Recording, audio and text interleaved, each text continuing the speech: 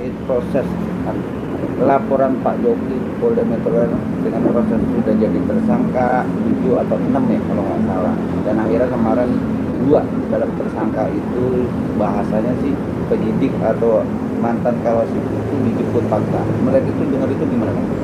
Ya, pertama kembali lagi untuk Pak Jokowi termasuk kami selaku penasihat hukum secara konsisten sejak tahun lalu sampai hari ini, boleh di googling, terkait dengan upaya penahanan, penangkapan itu bukan menjadi intensi kami. Kenapa? Karena kami tahu betul baik secara norma maupun filosofi, upaya paksa itu adalah kewenangan mutlak dari penegak hukum terkait, dan itu pun juga hanya bisa dilakukan terkait dengan tugas dan perannya masing-masing. Misalnya penyidik melakukan penahanan tentunya untuk terkait kepentingan penyidikan. Begitu juga jaksa melakukan penangkapan atau penahanan, itu pun harus terkait dengan tugasnya dalam rangka penuntutan. Tidak boleh ada variabel lain yang mempengaruhi. Kenapa? Karena nanti pun kalau ada persoalan yang digugat atau mempertanggungjawabkan ini adalah penegak hukum terkait. Karena itu kami menyerahkan sepenuhnya menurut kewenangan penegak hukum masing-masing. Seperti kita ketahui juga selama ini kan dalam penyidikan tidak pernah ada penahanan dan tidak ada persoalan bagi kami. Intensi Pak Jokowi hanya satu, beliau hanya mengharapkan laporannya segera disidangkan. Kenapa minta segera? Karena memang sudah setahun lebih. Menurut kami ini waktu yang cukup ya, di mana penyidik pun juga sudah menyelesaikan seluruh penyidikan dan sudah diserahkan kepada penuntut umum, dan ternyata penuntut umum juga sudah menyatakan P21. Kami secara khusus menyampaikan apresiasi yang tinggi kepada teman-teman kejaksaan yang pada akhirnya menyatakan perkara yang P21. Artinya apa? Seluruh penyidikan atau laporan yang disampaikan Pak Jokowi ini bisa dibuktikan kebenarannya dalam versi penuntutan. Sehingga dalam hal ini tugas jaksa adalah mengambil alih kepentingan Pak Jokowi untuk meminta pertanggungjawaban pelaku dalam persidangan. Jadi di sidang nanti justru pengacara Pak Jokowi adalah teman para jaksa ya. Kami sebagai penasihat hukum di tingkat penyidikan hanya bisa memonitor, memastikan hak-hak saksi korban itu dijalankan sesuai ketentuan undang-undang, tapi yang merepresentasikan langsung kepentingan Pak Jokowi itu adalah teman-teman jaksa, dalam hal ini mewakili negara. Termasuk juga perkembangan terakhir, teman-teman jaksa tidak menahan, kami menghargai sepenuhnya. Tentu ini sudah dipertimbangkan, dikaitkan dengan tugasnya dalam rangka penuntutan. Karena memang tidak harus setiap perkara itu dilakukan upaya paksa. Terlebih dalam perkara ini sebenarnya saksi kan cukup banyak. Salah satu kekurangan dari penahanan itu adalah kalau dilakukan penahanan justru sidang menjadi tergopoh-gopoh karena dibatasi oleh waktu penahanan yang terbatas. Sehingga kadang pemeriksaan saksi pun juga tidak dalam, tidak deep ya. Bayangkan penyidik saja kalau tidak salah sudah menghadirkan sekitar 120 saksi. Kalau dalam waktu penahanan ini persidangan akan tergopoh-gopoh. Banyak saksi yang seharusnya kita bisa gali lebih dalam untuk membangun keyakinan hakim, membangun keyakinan publik, ternyata ini tidak bisa diwujudkan. Jadi menurut saya sudah tepat lah apa yang diputuskan oleh teman-teman jaksa ya. Dan di satu sisi kami mengapresiasi pada akhirnya teman-teman jaksa mewakili negara sudah meyakini bahwa laporan kami dapat dipertanggungjawabkan secara hukum. Demikian. Jadi menarik Bang, dengan kata Abang lebih fokus ke kejaksaan sekarang. Betul. Kan dengan proses hukum ya. Sekarang pihak dari tersangka ini dapat dikabulkan penangguhan penahanan. Okay. Namun dari pihak sana memang mengkritik kinerja dari penegak hukum oleh kepolisian yang notabene katanya kayak teroris Bang, atau kayak buronan narkoba menangkapnya. Oke lah, Abang tidak berpendapat soal itu. Dengan proses sudah penangguhan penahanan, tapi kan dia tetap berasumsi lagi Bang. Abang melihatnya gimana Bang? Karena kan Pak Jokowi tidak mau itu Bang. Oke, jadi kembali lagi juga terkait dengan kewenangan penyidik untuk melakukan penangkapan penahanan, itu pun juga kembali lagi kami tidak dalam intensi dan kami mengembalikan itu kepada kewenangan penegak hukum masing-masing.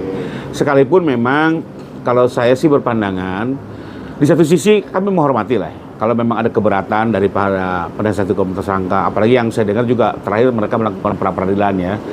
Kami menghargai itu sebagai bagian dari check and balances peran advokat. Sekalipun kami berpandangan justru tugas penegak hukum ini sudah maksimal ya. Bahkan selama ini setahun ini dalam pandangan kami penyidik ini boleh dibilang sangat akomodatif kepada kepentingan para tersangka. Sebagai contoh ya, banyak permintaan-permintaan di luar undang-undang itu diakomodir, misalnya menginginkan pelibatan lapor pihak ketiga ya, melibatkan Puspom TNI, melibatkan BRIN, melibatkan UI. Itu kan sesuatu yang tidak diatur di dalam undang-undang, tapi diikuti oleh teman-teman penyidik ya.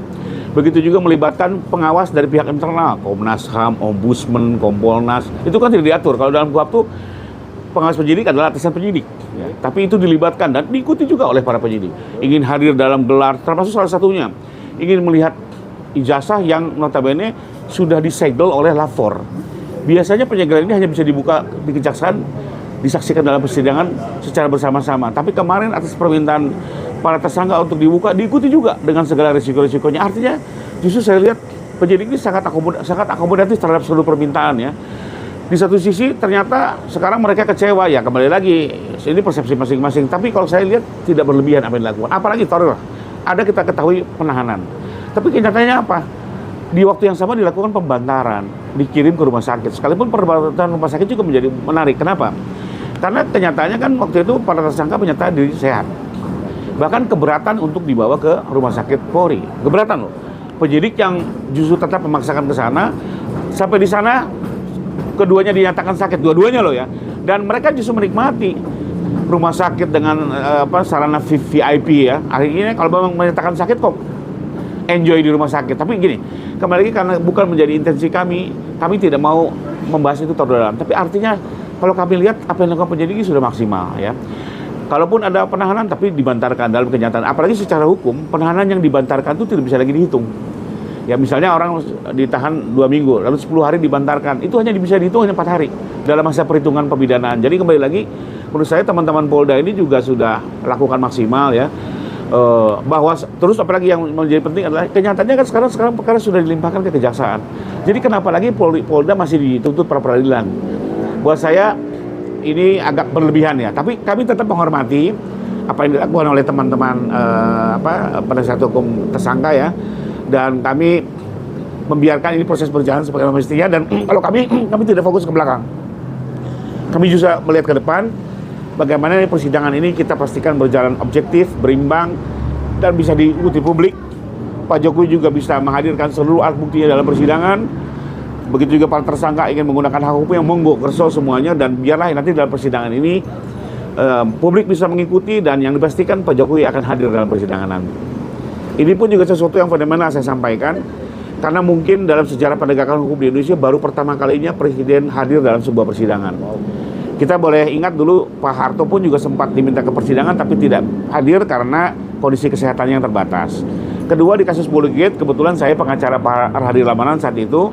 Kita mendengar keterangan almarhum Presiden B.J. Habibie, tapi waktu itu dilakukan secara telekonferensi dari Jerman. Jadi artinya mungkin ini pertama kalinya seorang presiden datang ke persidangan, memohonkan keadilan bagi dirinya, dan ingin persoalan yang selama ini mengemuka terkait ijazah ini betul-betul diuji validitasnya oleh pengadilan dengan harapan nantinya ada sebuah kepastian.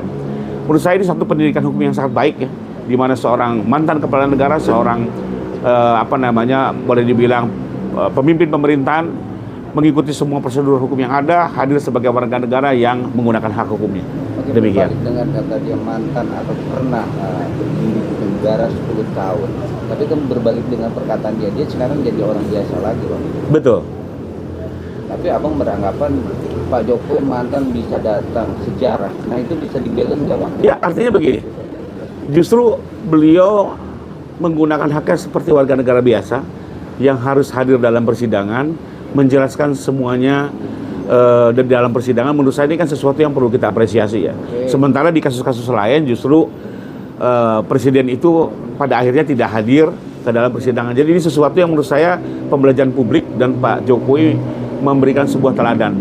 Kalau seorang mantan presiden saja dalam menggunakan hak hukumnya hadir dalam persidangan, menurut saya ini bisa menjadi teladan buat seluruh pejabat hukum, tokoh-tokoh lain, bahwa mari kita kedepankan supremasi hukum, kita berikan kepercayaan kepada peradilan sebagai lembaga yang terpisah dari kekuasaan pemerintahan ya, untuk bisa ikut dalam menyelesaikan persoalan ini, dan memang ini sesuai dengan tugas kewenangan peradilan itu sendiri. Tapi dengan kata pejabat seorang mantan presiden, tapi bergeser dengan ini juga orang-orang pejabat atau mantan-mantan pejabat juga asumsinya juga menekan terkait kasus ini itu kuat Bang. Ini gimana Bang tanggapan Abang sendiri? Kembali lagi karena memang bagaimanapun juga kita perlu akui ini kan bukan hanya persoalan ijazah semata. Beliau ini juga pernah menjadi pimpinan di negeri ini. Tentunya juga banyak variabel-variabel yang akan mempengaruhi. ada variabel politik, variabel kepentingan-kepentingan lain yang pasti akan mempengaruhi.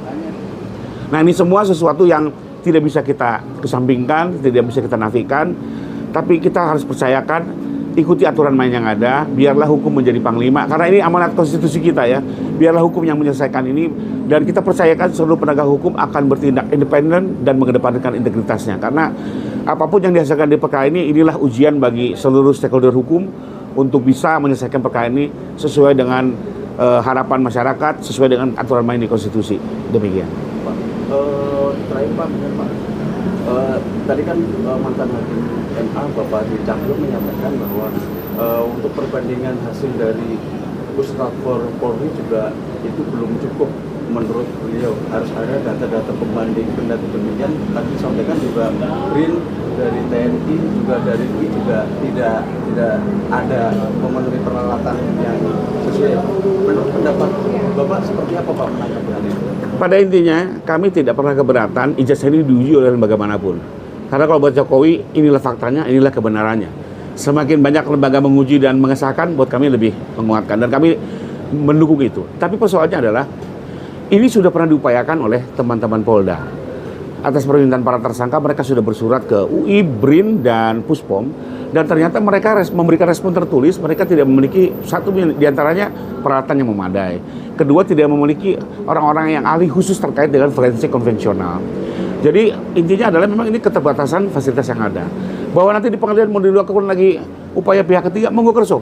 Kami senang-senang saja gitu ya.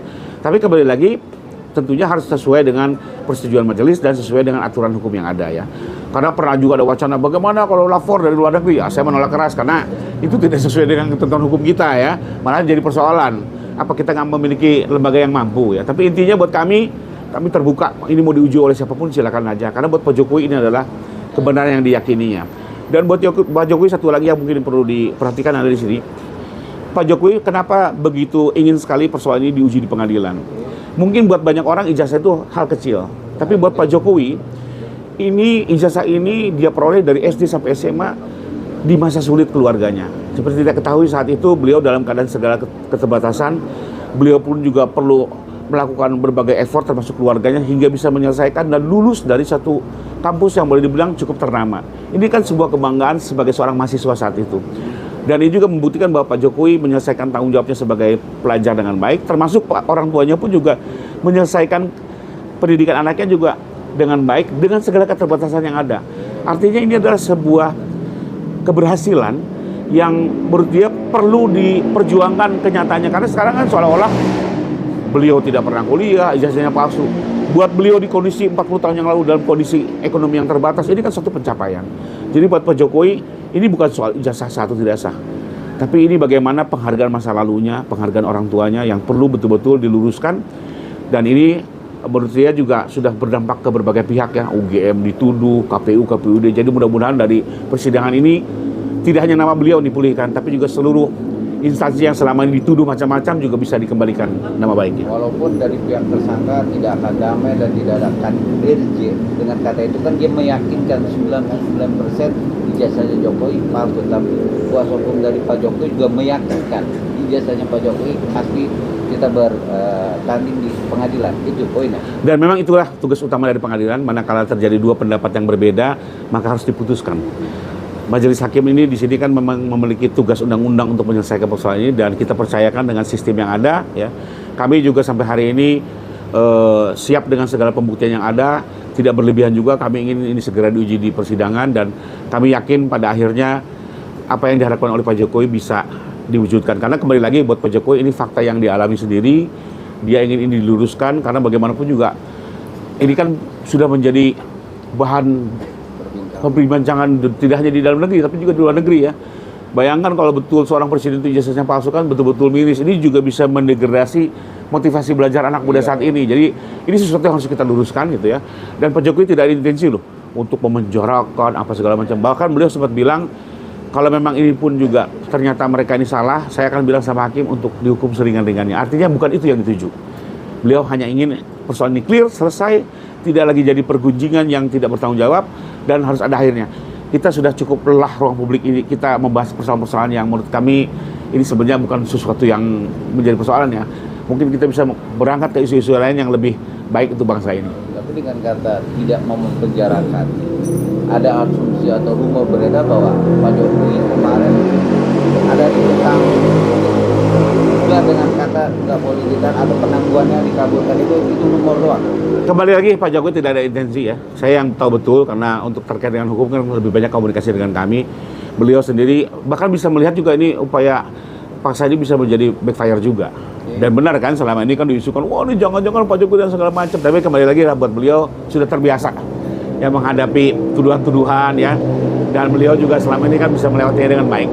Tapi memang terkait ijazah, beliau dengan berat hati harus menggunakan upaya hukum ini, kan ini sarana hukum yang mungkin dilakukan ya, dan mengharapkan dukungan masyarakat agar proses hukum ini bisa berjalan objektif, berimbang, dan bisa diikuti masyarakat. Dan satu lagi, di persidangan nanti Pak Jokowi juga komit tidak hanya hadir tapi juga akan menunjukkan ijazahnya dari SD sampai S1. Jadi bahwa sebagian masyarakat bilang tunjukkan. Nah itu dia. Beliau bukannya tidak mau, beliau mau, tapi di forum yang tepat, di forum yang terhormat. Persidangan inilah forum yang menurut kami paling tepat dan terhormat ya, dibandingkan sekedar tunjukkan, ayo di lapangan bola mana, ini kan kayak melecehkan gitu ya. Jadi inilah forum yang tepat, dan beliau besok akan menunjukkan ini semua, dan mudah-mudahan bisa menjawab pertanyaan selama ini masyarakat yang mungkin ingin masih bertanya-tanya. Dengan catatan, kami juga sudah menghitung, kalaupun ditunjukkan tidak selesai. Sebagai contoh ya, Mas Gibran kan pernah menunjukkan ijazahnya dulu di Solo, depan teman-teman media. Selesai tidak selesai juga, karena orang punya misi dan kepentingan masing-masing.